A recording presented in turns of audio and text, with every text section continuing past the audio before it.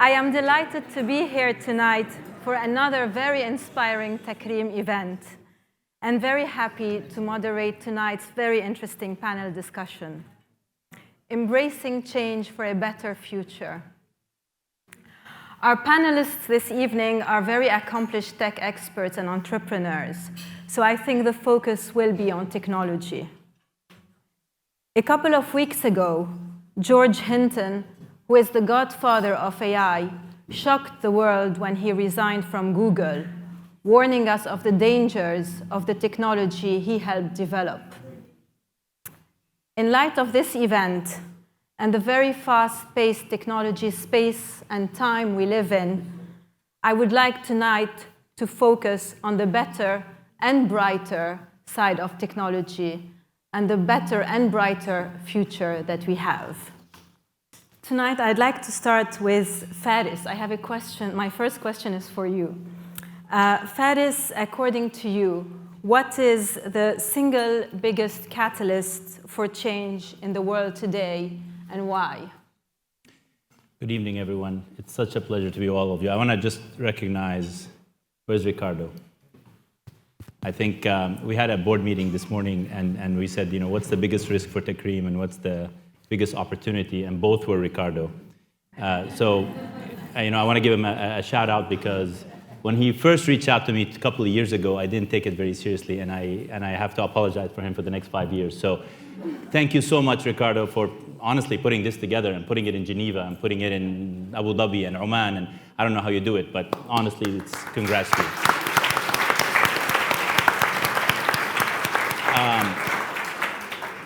So look, it's a bit of a loaded question. Obviously, I think the biggest opportunity for the region is technology. It's an opportunity for us to leapfrog some of the missed opportunities that we've had in the past. Mobile phones have allowed us to leapfrog the landlines in the Middle East.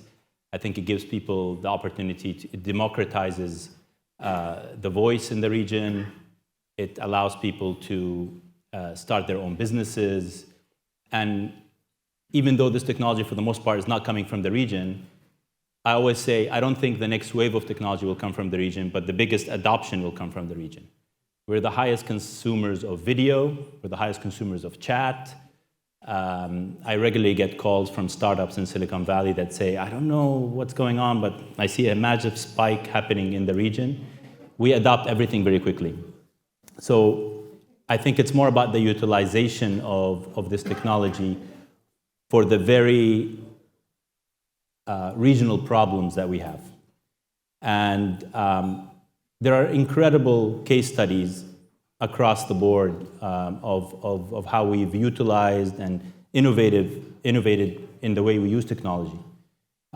There's a very heartwarming study that's very close to us, which is with the Oculus Quest, with this doctor in Lebanon that was using the Quest to put kids in, when kids are put under anesthesia, they go into panic because they have this sensation of, they're losing control of their body, etc. And so she would put them in Oculus and put them in a very warm environment, kind of cartoon, etc., a very friendly environment. And that was a case study that we use globally. There's many of these innovation approaches. On our platform, people in the Middle East use video, twice the global average of consumption of video. On YouTube, it's 2.5 times the global average. If you look at people in the Middle East, about 6 hours of TV a day, 8 hours during Ramadan, 2.5 hours of YouTube. It's amazing to think what gets done. What gets done, or yeah, what not gets done. Needless to say, we're heavy consumers of content. This comes from our satellite background. We have more satellite channels per capita than anywhere in the world. We have about 1,500 satellite channels, and for those of you who are in journalism, we like our news with our twist. Everybody likes to watch things in their own view. And I think what a lot of the technology has allowed is for us to be able to see different points of view, and for us to be able to maybe get a little bit of a glimpse of somebody else's perspective, which hopefully helps brings us together in a much better way than we've had in the past, where we were in our own little cocoons. Are there specific countries that consume more technology than others in the MENA region? So this also depended on infrastructure. I think the Gulf has had invested heavily in infrastructure. Saudi Arabia in the past, because they haven't had cinema and some of the other entertainment factors, have really, consumed everything extensively. That might change. Penetration of mobile phones in the Middle East about 200%. That's why you see in cafes people sitting with two mobile phones and maybe a pack of smokes, unfortunately. That's a classic look. There you go.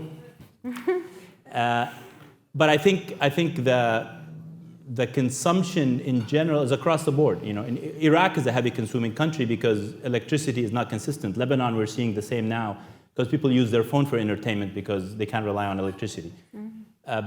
So we adapt technology to fit our needs, and I think the opportunities will come from people who are able to create solutions that reflect the problems of the region. So whenever people bring Western problems into the region, it doesn't necessarily always work. We have our own set of problems, we have a lot of them, and we need solutions for them. So people are coming up with localized solutions. We talked about mental health this morning. There's a lot of need for mental health in the region, and if you can digitize it, it's fantastic. There's a ton of opportunities, but you have to bespoke it to the needs of the region and the challenges of the region. So in the Gulf, they have infrastructure, but not a big population. North Africa has the population. Historically, Levant has a lot of intellect, but that's kind of shifting as well. So if you're able to adopt that solution to a local problem, it's a winning formula, and I think we have a huge population. 70% of the people are under 30 and ready to go on technology. Very interesting. Bassim, do you agree with Faris? And what does that mean to you concretely as a businessman, as an entrepreneur? I agree to a certain extent. The biggest problem I have with this is in the Arab world, we've become a consumer of technology and not a producer of technology. And this is the fundamental problem. And I'm sure my friend here is going to speak a bit about the education later, I guess, but there is a serious problem with the education and there's a serious brain drain. Someone said earlier there's 3.5 million Arabs in America. Question is, why are they there and not in the Middle East? Someone has to answer that question. You were talking about AI, artificial intelligence. I would say first we need political intelligence before we talk about artificial intelligence. We have no political intelligence in the Arab world.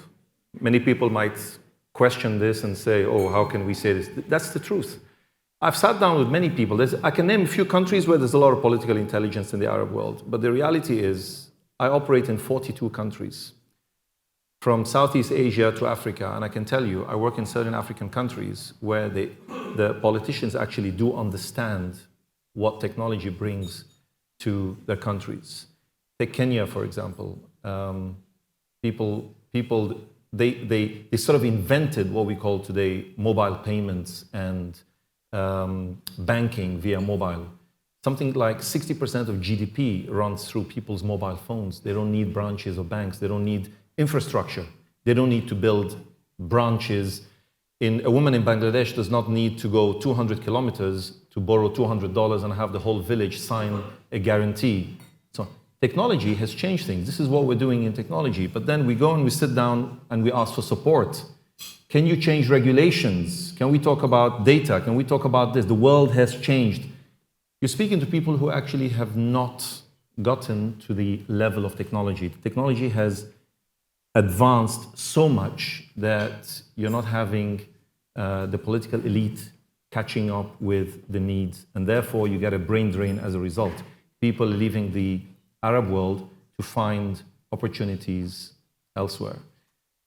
We have I'll give a very simple example. I went to Lebanon without naming any names, and one of the things for you that we don't know, my company is the largest microfinance company in the world. We lend small loans up to, say, $100 to consumers around the world. We have 700 million customers around the world. And I went to Lebanon. I'm Lebanese. I go to Lebanon and I sit down and I said, there's no laws in this. There's issues with banks not allowing this and so on. We want to go into the sector that doesn't compete with the banks because a bank is not interested in a $50 loan. But I can guarantee you there's a lot of people that want a $50 loan to buy medicine or pay a hospital bill and so on. And you have guys that are saying, yeah, but to come in, you need to do minimum $2,000. I'm like, but you know nothing about this. This is unsecured loans that if the person doesn't pay, they don't pay, right? We don't pursue them. And the discussion went nowhere at the end, and therefore people are being deprived from adopting certain technologies. On the other side, you have a lot of Lebanese that are leaving Lebanon and the Arab world in general, and sometimes moving to places like Dubai, where there's a lot of incubators and so on. Fantastic place, very expensive still. It'll get there eventually, but why are the Lebanese leaving? Why? I mean, there's major issues that need to be dealt with before we talk about. Yeah. Do you think it's more an issue of the politicians not being smart, or the politician being scared of empowering these people by giving them technology, because I find a huge disparity where part of the world is like we are here, all connected, everything is seamless, cashless, everything just happens. And then places like Lebanon, where if you want to communicate with the outside world, you have to have at least 2-3 different connections to make this happen. It's an array of things. It's not just one thing. There's never accidents. Usually don't happen because of one reason. Problems in a country never happen also because of one reason. It happens because of multiple layers. Politicians are elected on the stories they sell to you, but then they never deliver. And when they never deliver, the people on the ground suffer.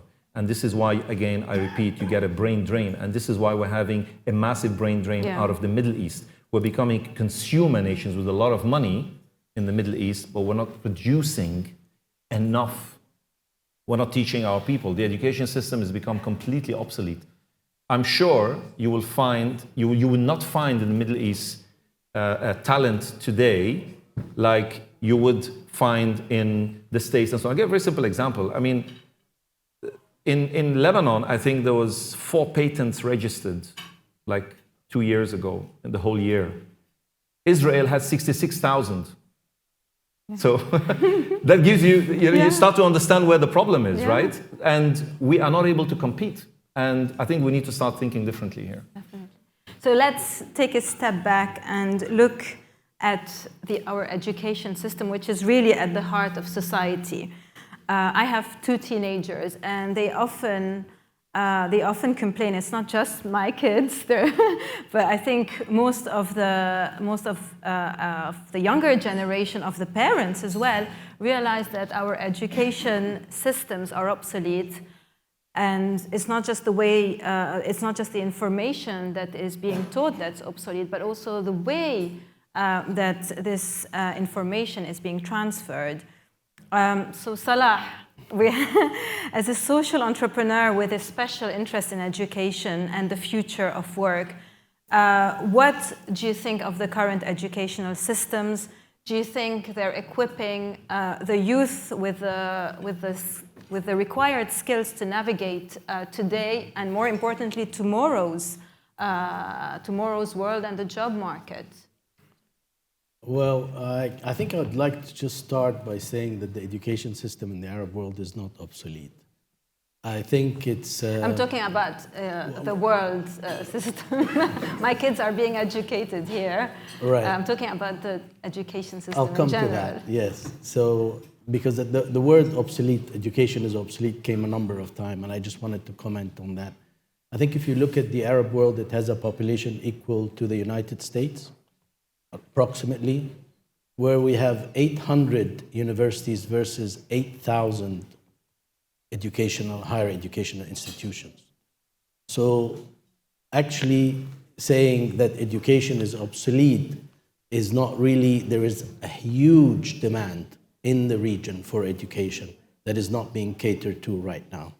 And hence people are sort of flocking outside because you call the 900 or 800 universities. More referring to the curriculum rather than education is what I meant. The actual curriculum, where we're not creating the jobs for the future today with what we teach. I think I partially agree with that, because I think the curriculum, a statement about all curriculum in education is a big statement. There are certain specialist specialism in the Arab world that are, I mean, we export a lot of doctors, for example, we export a lot of engineers, and they're really successful when they travel outside. So it's not really, I think there is more of a wider problem than to lay it at the hands of education. I think the real problem in the Arab world is about perverse institutionalism, where you create an institution to do one thing and it ends up doing the absolute opposite of its purpose of creation. So, for example, you create a member of parliament to represent the public interest. He represents the private interest. You create a mosque to unite a community. It ends up dividing a community, and so on and so forth. So, really, education is actually, rather than an issue that you can put blame at its footsteps, it's actually the only hope that we have in this region. And I feel that the passion of speakers are also heading towards that direction, and that's where I completely agree with them. So the biggest challenge today in education is that you are looking at degrees. There's a pressure on universities to do education for employment instead of education for enlightenment. So basically they're saying the employment market doesn't like the quality of the products you're coming out with, and therefore you guys don't know what you're doing. Well, a study from University of Harvard found that 90% of the jobs in the future are unknown. So if you're gonna align degrees to jobs, that's really not such a great idea. Instead, what you need to do is, like you said, you should align education to skills. So skills-based education is really the next thing. And there is a very good reason to do that. In 2030, most of the, most of the thought leadership on education, skills, jobs, employment are looking at a global skills crisis and gap. That's going to be bigger than COVID, 9/11, the 2008 financial crisis times 2. And the narrative goes something like this. If by 2030, we do not upskill, skill, or reskill 1 billion people, the cost to the global economy will exceed $30 trillion. $30 trillion. So what are those skills? Well, again, there is no debate about those. I mean, there's a lot of digital skills and e-skills and space skills, but really the skills that are going to survive AI are cognitive skills, known in the world as the 4 C's, which is critical thinking, creativity, communication, and collaboration with machines, not humans, with machines. I repeat this. So critical thinking and creativity, but communication and collaboration with machines. So these are the skills that you need in the future. Universities have been a patron of critical thinking for many years. Universities like Harvard, Yale, Princeton, AUB, AUC, all these universities claim that they're experts at critical thinking, but we never saw them do an assessment of critical thinking to show us how they actually, a person comes at the baseline, takes some courses, and graduates at another level, and there is an improvement. So that's really the thing. The thing that ties us most to technology is AI. Choices in the future are going to be made by using data analytics. Descriptive analytics, so you come to a situation, you say what happened. Diagnostic analytics, you say why did it happen. Prescriptive analytics, what is the solution. And predictive analytics, how can we not repeat the problem again or what's going to happen in the future. All these require the skills I just talked about. So it's not only that you need critical thinking and creativity to survive AI, but it's actually the future for augmented intelligence. Human beings can improve their intelligence and create better augmented intelligence if they master these skills. What do you advise, what piece of advice do you have for most of us in the room, the 30 plus, the people who are 30 years and older? What should we do? Go back to college. Well, actually, that's the thing that I did. I went back to do my master's in political sociology at the London School of Economics and Politics at the age of 40, because I always wanted to do that. So people were telling me, you're crazy, you're resigning everything that you're doing, and you're going to do the masters. I really changed my career, and that's how I would do it. So one thing to do is continue to learn, continue to upgrade your skills. It doesn't matter what job you're doing. It's really important to secure skills from being redundant in the future. Amazing. So keep learning.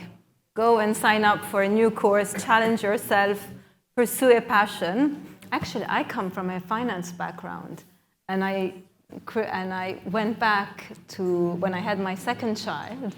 I went to do another master's degree, to follow a passion, which was art. And I started a new career. That's great. Maybe now I'll go and do something new. Thank you so much. My name's Hassan Damlouji. I'm a co-founder of a think tank called Global Nation.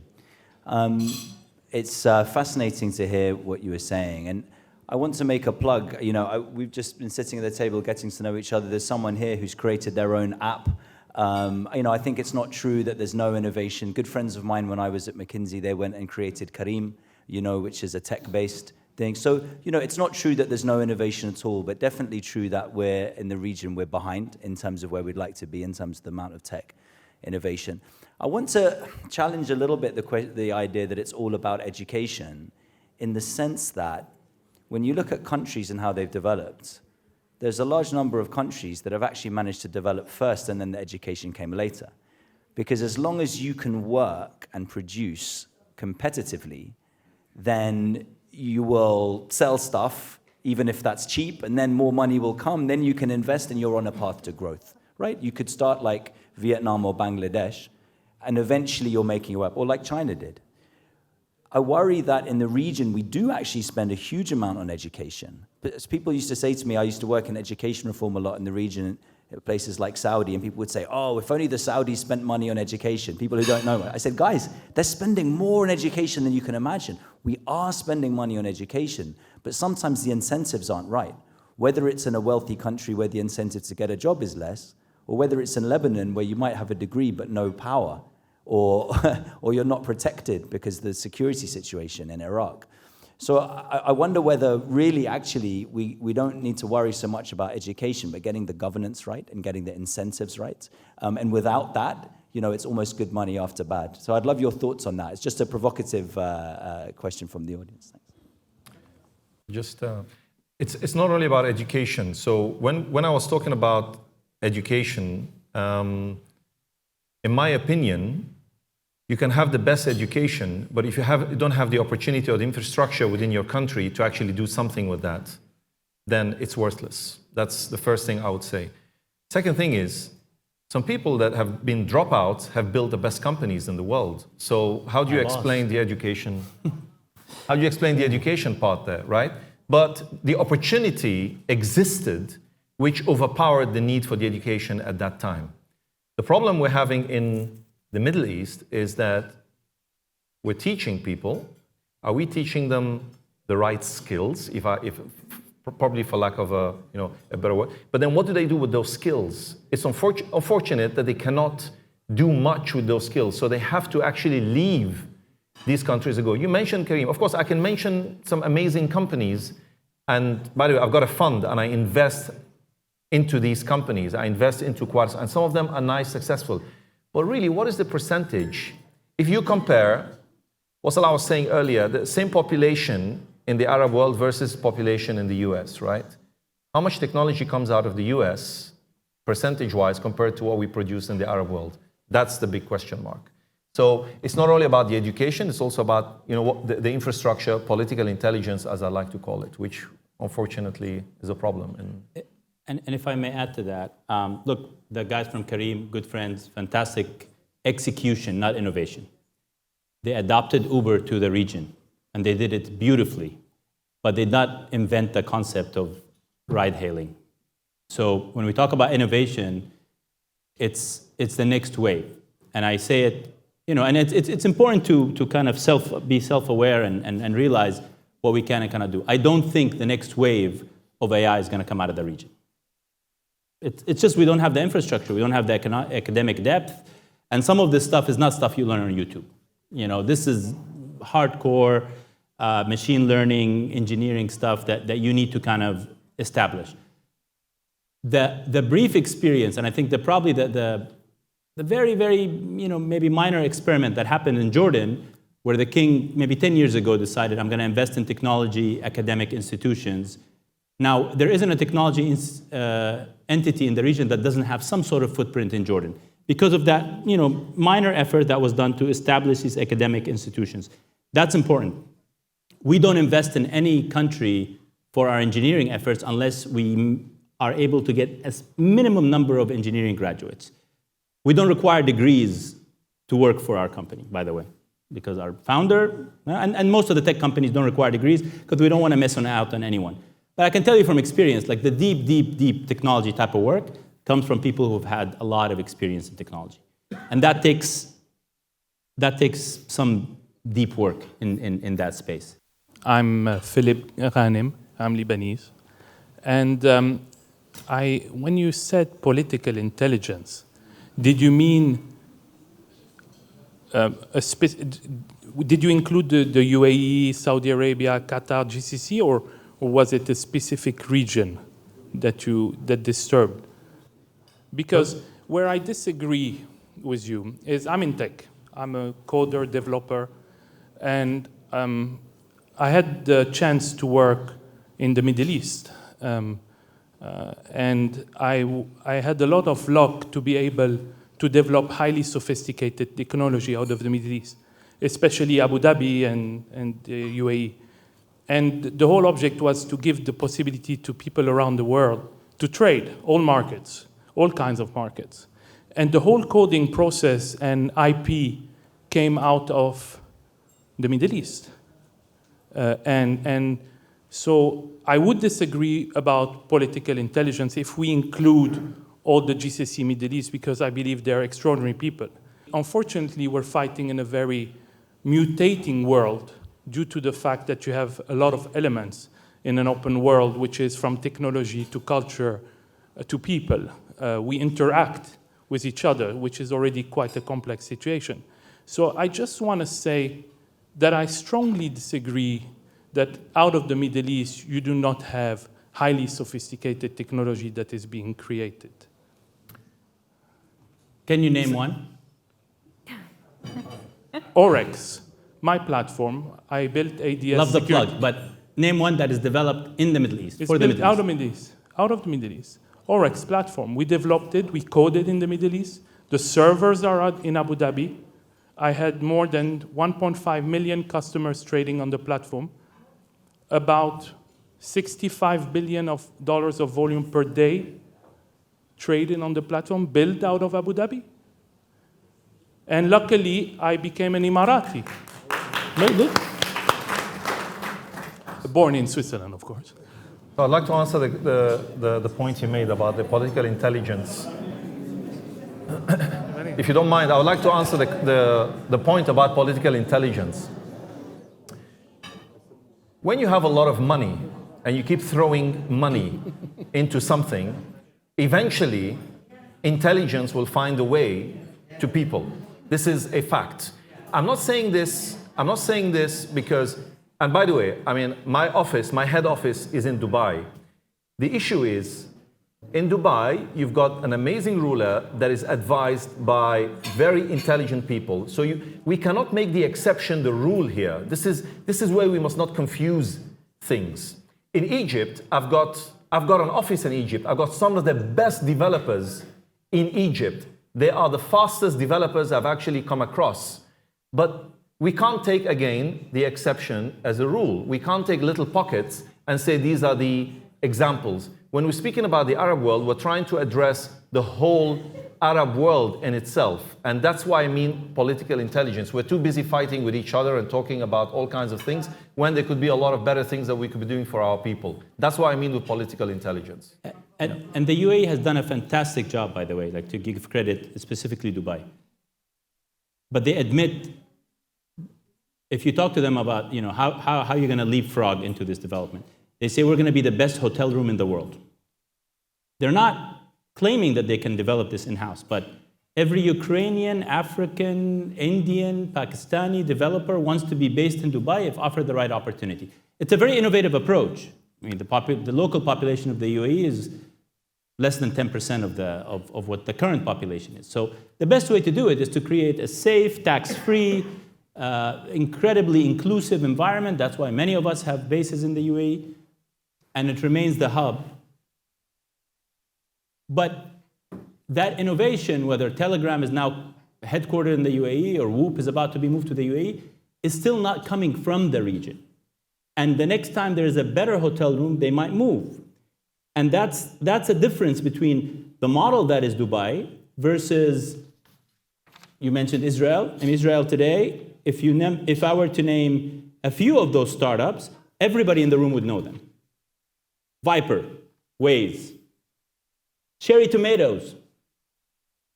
Those are products that came out of innovation, actually driven by the military, in an ironic way. So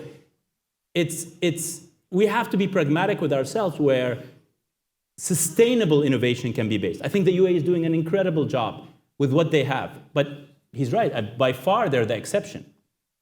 And they're bringing people together from different talent pools, and we consider it as UAE or the Arab world. But that's not the point here. How many Emiratis do program today? That's a question we need to ask. How many Lebanese do program? How many Egyptians do program? What is the scale? How could they scale this business? That's what we need to ask.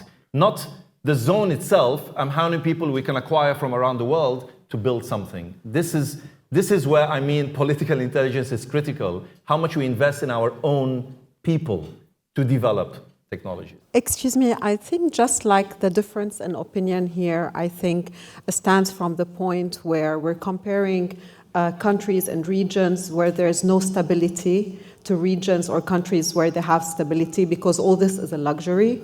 So we need to have essentials and resources first in order to be able to achieve that. And the biggest thing is that we have a lot of talent from our part of the world being exported and succeeding elsewhere in the stable countries. So I think this is where your difference in opinion. So I do agree with what you're saying, totally. That's exactly what we said earlier, the brain drain. We have a lot of good people, but they're not. Yeah, because we don't have stability in our region. So we cannot compare countries of war to countries that, like the US, where they're... Exactly the point. So the brain drain from the Middle East, where technologies are being built outside, and then we're consuming it back in the Middle East. Yeah. That's but the point. once we have stability, we'll be able to... Hopefully, yeah. We've been talking about stability for centuries now. Yeah. So let's wrap up this talk. I am told we only have... There's one more question, and then we can maybe wrap up this talk. I am told. Good evening, everyone. Very excited to be here. But I feel like this conversation is super relevant with what we had as the Middle East as an idea up until 2020. And I feel like the cards are being redistributed, kind of. Like I see a lot of Saudis going back to Saudi. I see a lot of Emiratis going back to the UAE. A lot of North African moving to this region. So I'm just wondering, this is very relevant back in the days, but now it's like moving. Things are changing. I'm a very proud Arab and Muslim, and I'm very happy to have a career in Dubai. And it's exciting to see it happening, honestly. I landed in Paris a few days ago, and I was like, oh my God, there's a huge gap between those two between the UAE and France. So I think what you say, we tend to think that the Middle East is a country and a continent, and Africa is a country, and there's a book about that, by the way. But Lebanon is a situation, Tunisia is a situation, the UAE is a situation, Saudi. So it's hard to grasp what everything you're saying, because we all have different kind of like economical situation, political situation, exactly, resources. So it's a tough kind of, we can't be overall like this, I think. But I'm curious about your answers in that current situation. But education is still a question, but I think the brain drain is kind of shifting. Can I answer your statement with a very simple question, right? what is the use of those people that are coming back, that are super educated abroad and have the talents, if they cannot implement or do anything with that talent in their country when they come back? But I can tell you actually Let's there's rare opportunities. Salah has been. Yeah, I think I can tell you one important use for people, Arabs who are outside the Arab world. I can give an example of Egypt. Remittances in Egypt 10 years ago were $3 billion. Today they're $45 billion. It's one of the key pillars of the Egyptian economy that's not affected by terrorism, that's not affected by any of the other things like tourism and so on. So I agree with you that brain drain could be a problem in other scenarios. But take Lebanon, for example. Remittances in Lebanon, I think, is what's keeping the system also going as well. So I think we need to send more people, not less, outside. Because at the moment, what's happening inside the countries is not really conducive to development, and those who can develop within the country systems is something very special. Additionally, I think if you're looking at Dubai or Qatar as models, well, I can tell you from experience that if you take Maadi, which is a district in Cairo, and throw at it $10 billion, not hundreds, I can show you a district that's going to look like world class. I agree. So that's not a model. I don't want to bash the Gulf, honestly, because they could have gone in many other ways, and the UAE has invested in the UAE, and many Arab countries could have been that. Iraqi friends can talk about this. Iraq has a bunch of oil. Many countries have resources. What the UAE has done is world class. What Qatar has done with the World Cup is world class. And they have money or they don't have money is secondary to. I'm from Syria. I could tell you we could do a lot better than what we're doing right now. So just to put it, like, I have been heavily involved in the World Cup, and the World Cup was a prime example of how you can pull up a global event with your principles, with your culture, with your underlining way of doing things, without having to fall to the West, which was exceptionally refusing to accept that somewhere in the Middle East is going to come out with a world-class event that's going to rewrite the handbook on how to handle a World Cup. Totally. Yeah. It's very easy to bash this, and I get you. I hear you. You know, anybody can have the highest GDP per capita in the world. But what they've done, and what they've done today, where and there is an underlying elitism that happens within the Arab world around we are better. No, we're not. Today, they have pumped enough money into their economy where Dubai today is a global hub. I think the Middle East in the next decade will be the new equator for the world. Singapore is going to go China. We're going to be the new center. And it's really driven by the Gulf. Maybe intellect from Levant and Egypt and etc. But it's really driven by the sovereign fund doing the right thing. That's the only thing we have that will put us on the world stage. That was my next question. I was going to ask you, how do you see, with this whole technological rush, that's how I think we can call it, how do you see the MENA region developing in the next 20, 30 years? I think it starts with what we have today. Like, we have heavy, out of the top 10 global sovereign funds, probably like 3 or 4 are from the Middle East. Today, Saudi and Qatar and the UAE own about 10% of Meta, the same for Google and Apple. Slowly but surely, you have a minister of AI in the UAE and you have things, you start developing this. It's unrealistic to say we're going to leapfrog that process. It's going to take but I think we're going to pave our own way. And there's enough talent, there's enough creativity. Nobody's saying that our expats don't do exceptionally well, the Arab diaspora around the world. I was born in Brazil. If you go to Brazil, the mayor of Sao Paulo is from the region. They've done exceptionally well. We're hardworking people. We do, but I think there's a global clash between the world accepting that the Middle East will become a global hub, and so we have to pave our way. Nobody's going to hand it to us. So we have to pave our way with what we have, and if today this is what we have, we got to do it our way. Okay, I think we've had a very interesting discussion this evening. A lot to take with us, the 4 Cs, the MENA region, keep ourselves relevant to our world, to the market, and really keep investing in ourselves and in our region. And let's be proud of ourselves.